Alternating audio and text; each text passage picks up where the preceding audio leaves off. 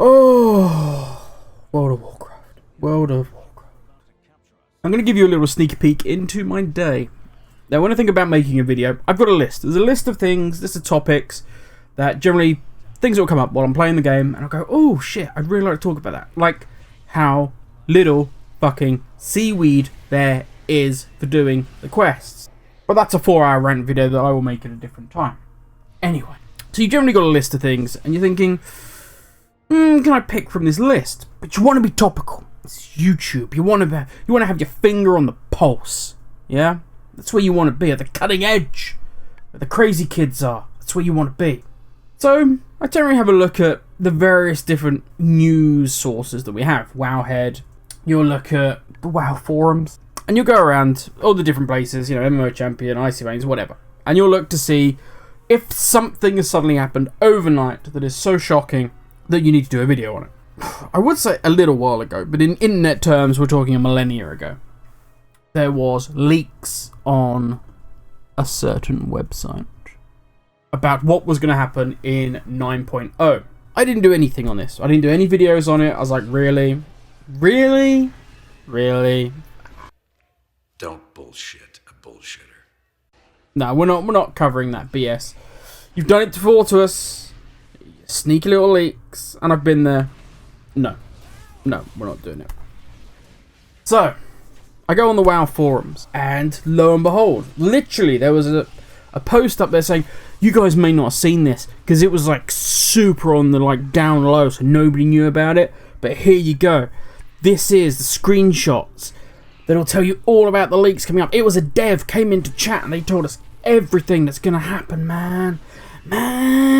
Everything, dude. Do you don't understand? So I was like, oh. Now I will say this. It did make a little slight difference. Because normally, when you go on the WoW forums, it kind of... And I've never understood this, okay? What you generally have is somebody posting up that I've stopped playing WoW. Oh, no, that's it. Guys, I'm out. Sorry, I've done all I can do. You know, I have crawled on broken glass for this game. I have crawled and I've sliced myself to the bone for this game. I can go now. So this is Chimichanga signing off, guys. Signing off. I'm like, why are you telling us this? Why are you telling us? It kind of feels like you got that crazy ex-girlfriend and you've been separated for I don't know, fucking 2 years, and then you suddenly get a phone call, because I'm a bloke and I don't change my number because I'm lazy. You get a phone call or a text, normally a text, and it'll be in the middle of the night. I don't know, what fucking number's that? I'm like, I don't want you to call me, ever! What? And then you'll get another text, don't talk to me! I really had no... I wasn't going to talk to you. Who the fuck is this? And you know, okay, if you're a veteran, if you're an old guy like me, you know you don't reply to that. You're like, not going there, I'm not replying to that, because that's a bag of crazy on the other end. And I don't want to set foot in crazy land. Like, I'm going to carry on this bus, and this bus is going to go through town, and out the other end, I'm going to carry on going. I'm not getting off in crazy. But that's normally what you get on the WoW forum, alright? You'll get loads of guys go, that's me out, guys. So, it was refreshing to see something else. And, so I'm sat there. Also, 8.2 is overhyped. You get that a lot. 8.2, man, so overhyped. Anyway, that's another video for another time. I might, who the fuck knows? Who knows? Everybody knows this bollocks already. So this article's there. With the links to this article's there.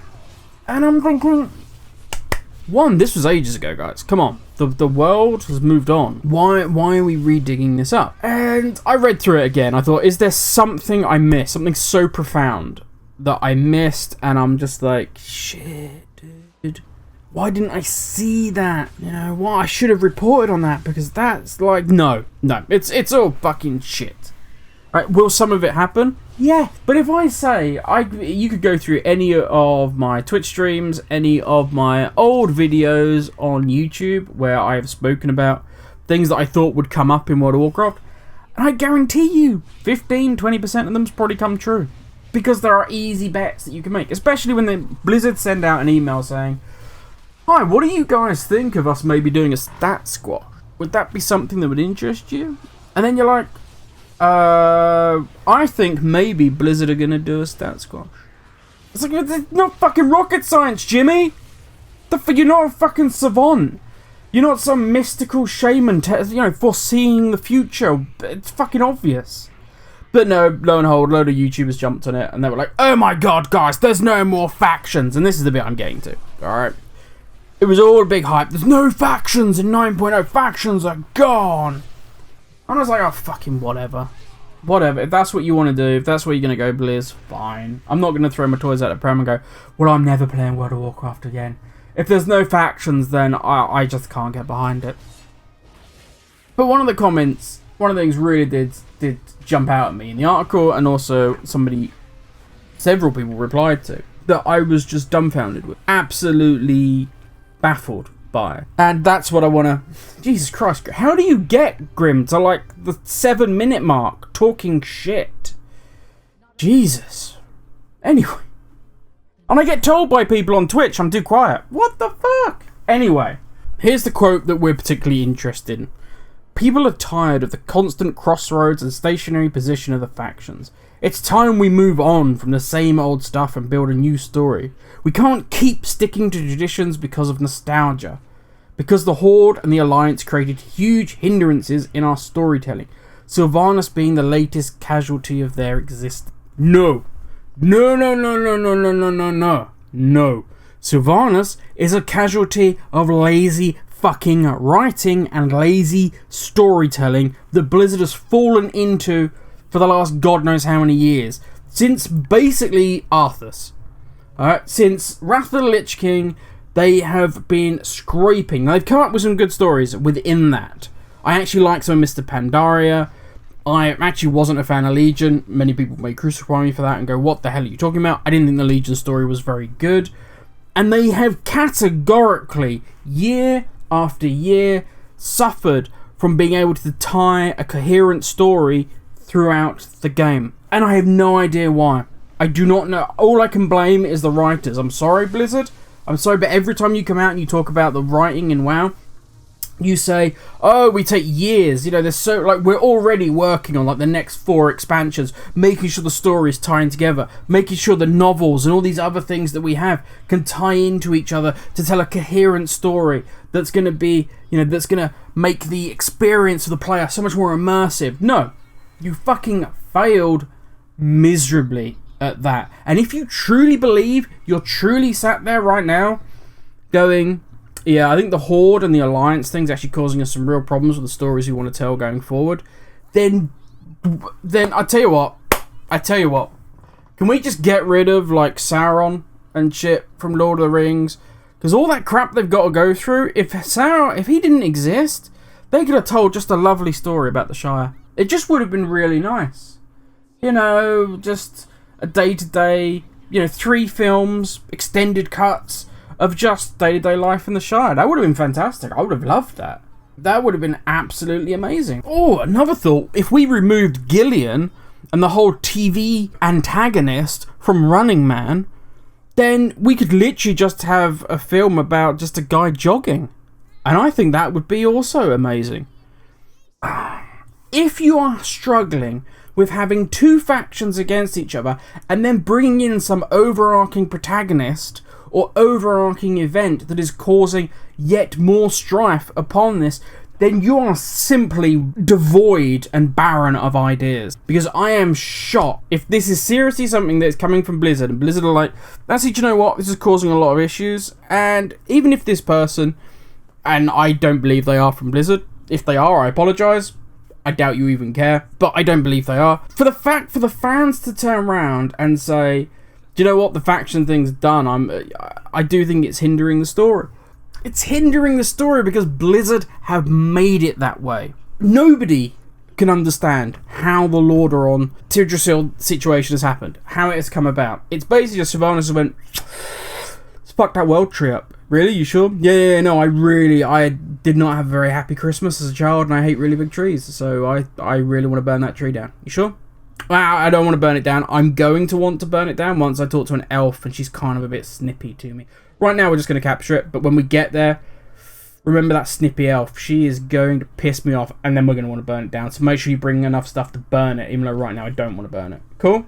Cool. Okay, let's go to it. So why don't we rewind this and create a story that works with the story we're going to have going forward in BFA, but with an intro, with an opening that makes sense and actually could have built excitement and work still with the factions the way they are and with some intrigue going forward. So Anduin has seen what happened in Legion. He has seen how when the Horde and the Alliance failed, the members of those factions came together and worked under their respective banners, whether they be Warlock, Paladin, whatever, and defeated the Legion where the Alliance and the Horde failed. And he's like, we need to build on this. We need to use this as something to build upon. Now, Gen is up in Arathi, okay?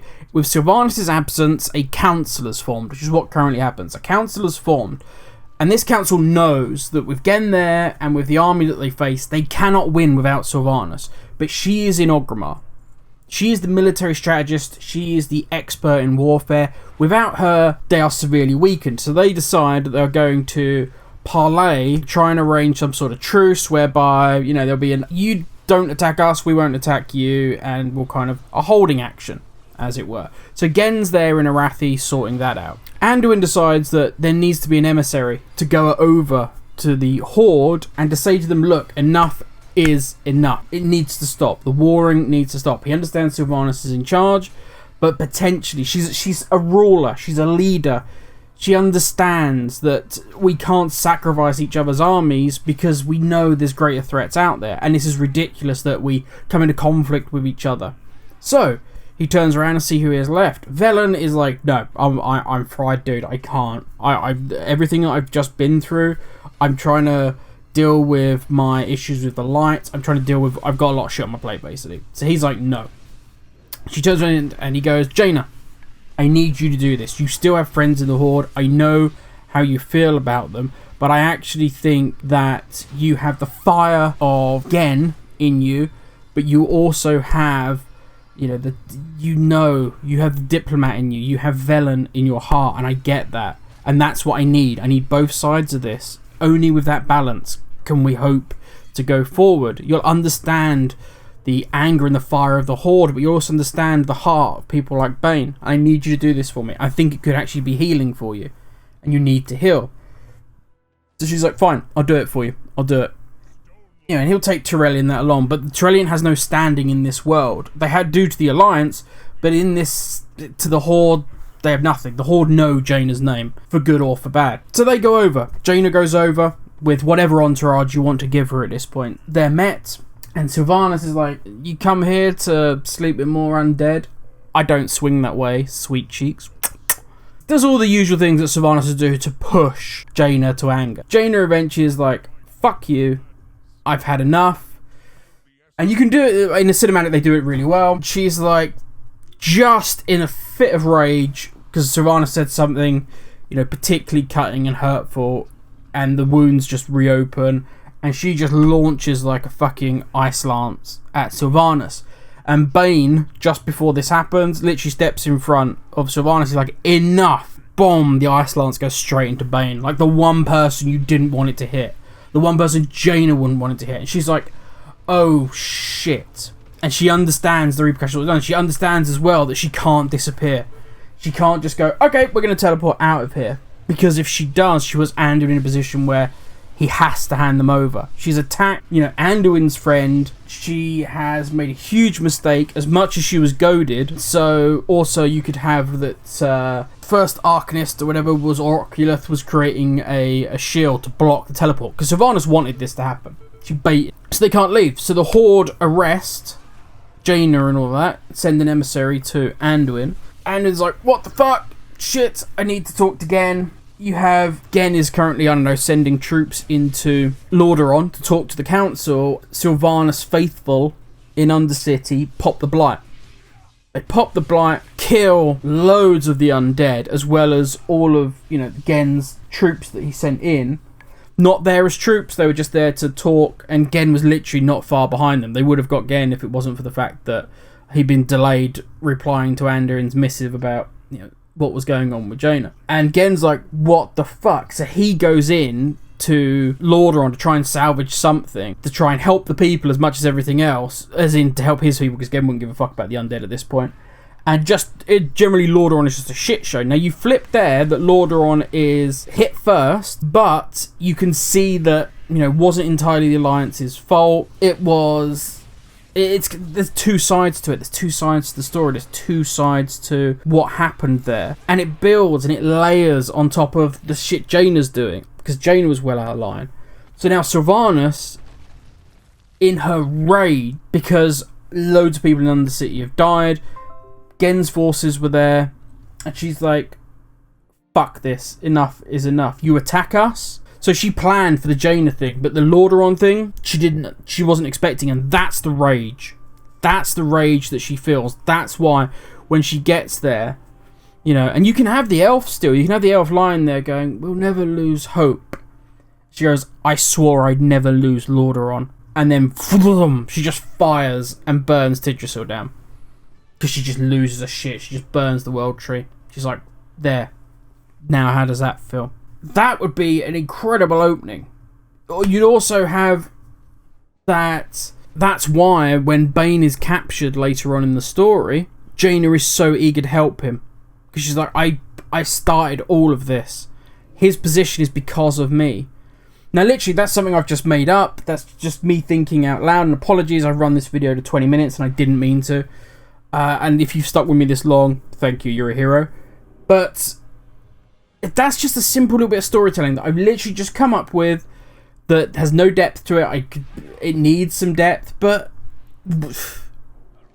that's based on two factions. That's based on realistic politics of what would happen in those situations, where we're going forward. There's a lot you could build upon there. Blizzard, or supposedly a member of Blizzard staff saying this, even if it's not a Blizzard member of staff, that's somebody in the community, and other people in the community are voicing this. Do not fall into this blindness that the reason we are having shit storytelling is because we have some sort of faction system that doesn't work anymore. Having multiple factions face each other, where no one faction is necessarily good, no one faction is necessarily evil, is brilliant. It's some of the best fantasy is based upon this. Let's look at what is currently hip and trending book-wise. Let's not necessarily talk about season 8. Game of Thrones has multiple factions, all of them dicks, all of them heroes, all clashing against each other at any given time. And it's amazing. That depth, that richness of that world is in World of Warcraft now. What we need is good storytelling. What we need is not these hero moments of glory that they want to give us. These little whoop whoop, there you go. Do you enjoy that? It's a good boy. It's a good boy. Now off you go and buy the next expansion in 2 years' time. What we need is good storytelling.